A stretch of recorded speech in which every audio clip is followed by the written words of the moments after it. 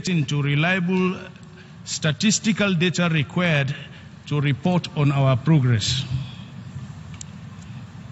But, Mr. President, whatever we do at national level, whatever efforts we make at global stage, whatever projects the brightest amongst us design, we will not be able to deliver on the SDGs promise of an inclusive, fairer, and better world without the reform of the United Nations. Let me put it straight. Our premier global institution lacks the democratic competence to tackle developmental, security, and other challenges facing Africa and many other parts of the world.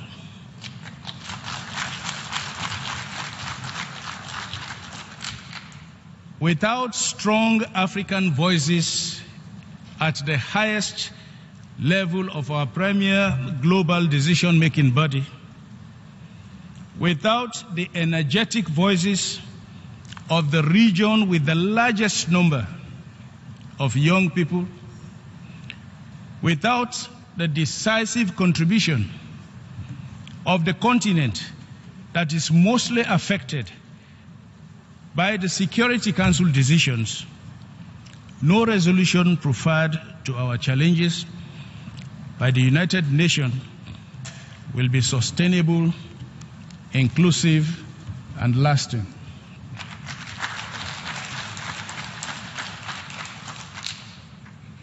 Yes, Africa's position is about righting historic wrongs. Yes, Africa's position is about enhancing voices at the United Nations. But more than everything, Africa's position is our contribution to making the United Nations more effective, more democratic, and forward-looking. That is why we believe that diluting any of the key elements of our position is akin to the continuation of the status quo that is unfair, unjust, non-inclusive, and unfit for the better purposes of the 21st century. Africa has asked me, as coordinator of its Committee of 10 on the reform of the United Nations, to tell the world that we will stand united behind the Ezulwini consensus and the Street declarations. We have reaffirmed the African position at the African Union Summit in Kigali in July, and we deeply frown at attempts to take down any positions through divide and rule policies reminiscent of the colonial era.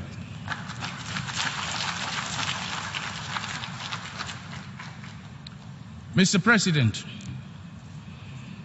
in September last year at the Leaders' Summit on Peacekeeping, we committed ourselves to enlarging, modernizing UN peacekeeping operations. At that summit, I made a pledge to contribute to the UN peacekeeping with commitment to provide 2 formed police units, special weapons and tactic units, the police guard to UN standby arrangement system. Mr. President, we are now ready to deploy at short notice. Mr. President, Sierra Leone welcomes the report of the Secretary General and his agenda for humanity. The World Humanitarian Summit held this year was a turning point where we collectively pledge to improve our response to people caught in natural disasters and conflicts, to empower them as agents of their recovery, and to summon greater political will to prevent and end the wars that are causing much suffering. Millions of people need humanitarian help, and millions more have been forcibly displaced from their homes. We must set the right tone to address the lingering challenges facing our world. My delegation endorses the adoption of the political declaration on large movements of refugees and migrants, and fully subscribe to the call to address the root causes, including efforts aimed at early prevention of crisis situations. Sierra Leone also welcomes the unanimous adoption in April this year of Security Council Resolution 2282 and the General Assembly Resolution 70262. These parallel resolutions demonstrate our commitment towards the comprehensive approach to transitional justice and accountable security sector, which are critical to consolidating peace, reducing poverty, and preventing countries from relapsing into conflict. In Sierra Leone, our commitment to continue to address key underlying causes of fragility and drivers of conflict is underlined by our participation as a pilot country in the New Deal for engagement in fragile states.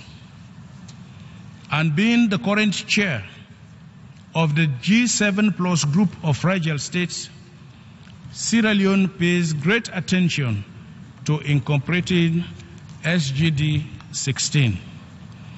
We also recognize that effective management of the country's natural resources is central to ensuring sustainable socio-economic development and a resilient future for Sierra Leoneans.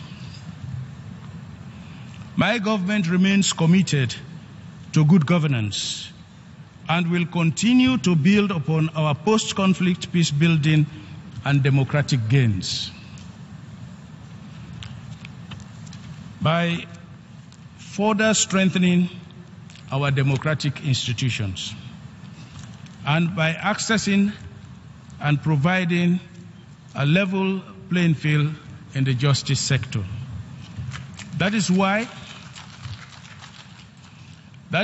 we have taken steps to improve on the conditions of service in our justice sector to attract and deploy more qualified personnel to the bench and as state councils in every region and district throughout Sierra Leone.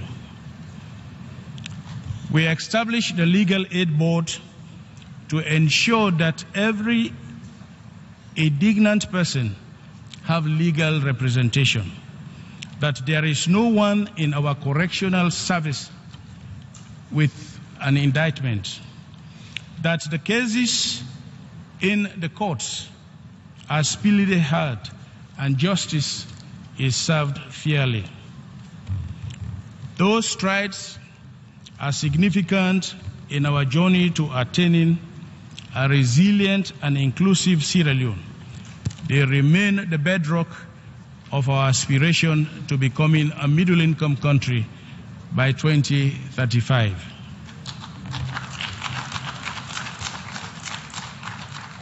Mr. President, that is why we have hastened to put in place major relevant policy decisions and enacted appropriate legislations to empower women, improve the situation of youth, and ensure that the physically challenged are not marginalized. My government vision for the empowerment of women as enshrined in Pillar 8 of our Agenda for Prosperity is consistent with world aspirations in recognition of the crucial importance of the women and gender parity in our development process.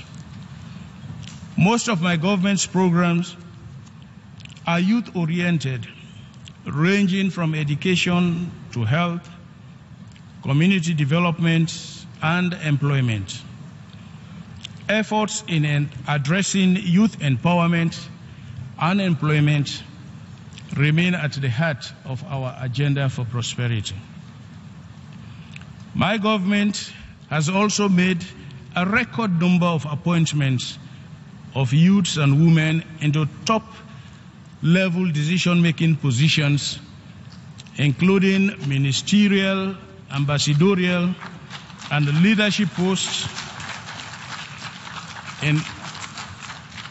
in government departments, agencies, in the military, police, parliament, judiciary, and local government. Mr. President, the Ebola outbreak in West Africa had put a spotlight on the critical need for the world to have a more robust and effective global health architecture with strong and accountable leadership to deal with health crises, including pandemics. In this context, my delegation commends the high-level panel review on the global response to health crises for its comprehensive report. We strongly consider the 27 recommendations as the way forward for appropriate action at national, regional, and international levels. We must collectively commit ourselves to the full implementation of the panel's recommendations in order to protect humanity from the scourges of future health crises. On behalf of the government and people of Sierra Leone, let me express our appreciation to the international community for supporting us to defeat the Ebola virus. We are now implementing our post-Ebola recovery program.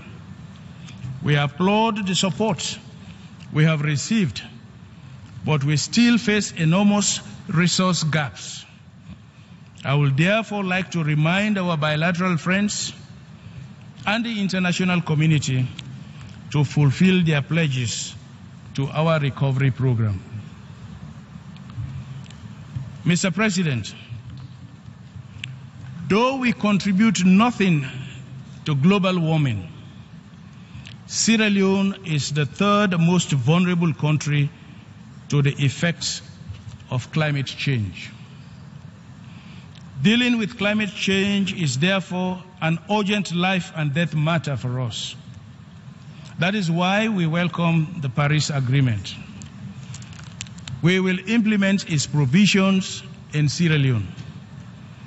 My government, in collaboration with our development partners, is implementing projects on adaptation, including climate information and early warning systems. We remain committed to these efforts, and we seek further collaboration in confronting this global threat against humanity.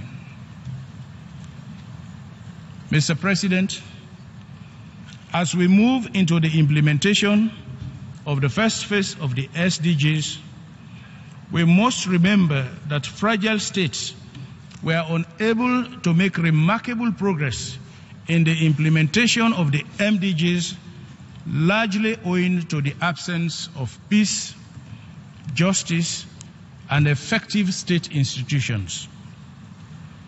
It is therefore urgent for all parties to cooperate with global initiatives in finding enduring peace in Syria, South Sudan, and Libya.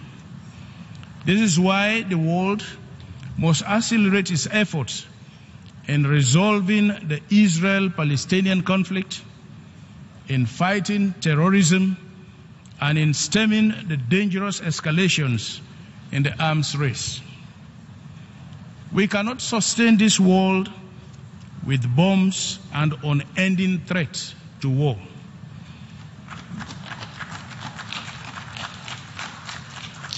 We cannot achieve a universal push to development when armed conflict continue to drive millions into refugee camps, when millions find themselves trapped between warring factions. We cannot champion the cause of justice and legitimacy when Africa remains excluded and underrepresented in the highest decision-making organ of our global organization.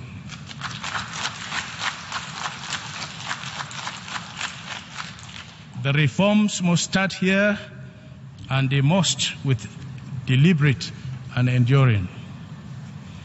Mr. President, while we acknowledge the gradual progress made so far, particularly in the transparent process of selecting and appointing the next Secretary General, let me again reiterate that member states of Africa are unhappy about the slow pace of the Security Council reform.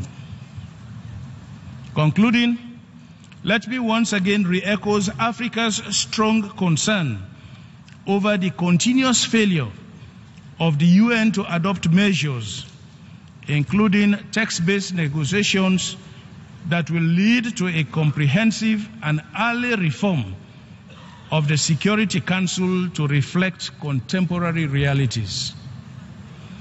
I will therefore urge that the reform process move faster so that Africa will take its rightful place in the UN Security Council.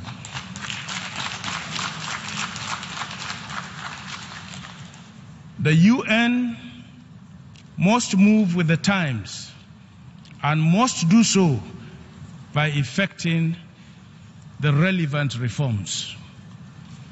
Redressing the much acknowledged historical injustice done to the continent will be a remarkable step in our universal push to transforming our world.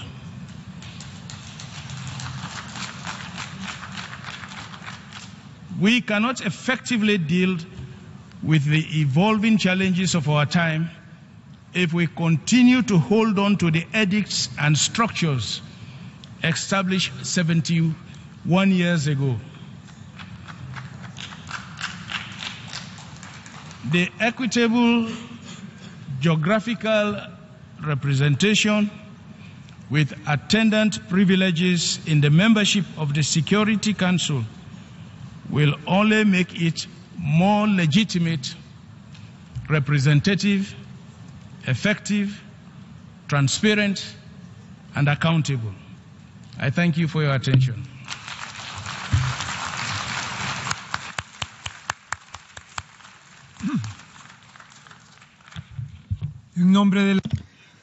On behalf of the General Assembly, I wish to thank the President of the Republic of Sierra Leone for the statement just made. May I request representatives to remain seated while we greet the President.